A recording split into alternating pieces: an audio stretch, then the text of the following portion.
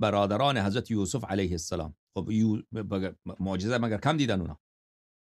کسی که پسر پیغمبر باشه، پسر حضرت یعقوب علیه السلام باشه، او که در خانه پیغمبر بزرگ شده، همش معجزه دیده، همش عبادت خدا دیده. پدر بزرگش که اسحاق، پدرش یعقوب، پدر بزرگش اسحاق، جدش هم کیه؟ جد علاش حضرت ابراهیم علیه السلام، عمویش حضرت اسماعیل علیه السلام. اینقدر خاندان شریف، درسته یا نه؟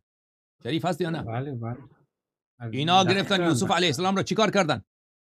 برادر بچه ها کوچکشان، انداختن. برادر که بسیار خوشگل، خوش زبان، محبوب حضرت یعقوب علیه السلام، خودش هم ولی خدا، نبی خدا، او را گرفتن که بکشن ایرا. یکیشان آمد گفت نکشید، حداقل اینو نکشید. بابا گرفتن زدندش، در چاه انداختن. پیراهن گرفتن پرخون کردن، خون بره به پیراهن زدن، پیش پدر بردن که پسر را گر خورده. دروغ، همیشه هم پیغمبر زاده.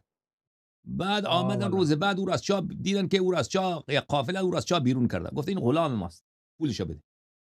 میخوای اینو ببری ببر، کار نده، پولشو باید بدی. برادر خود را فروختن به بردگی، به غلامی. با او هم گفتن که حرف نزنی، اگه حرف بزنی تو رو میکشیم.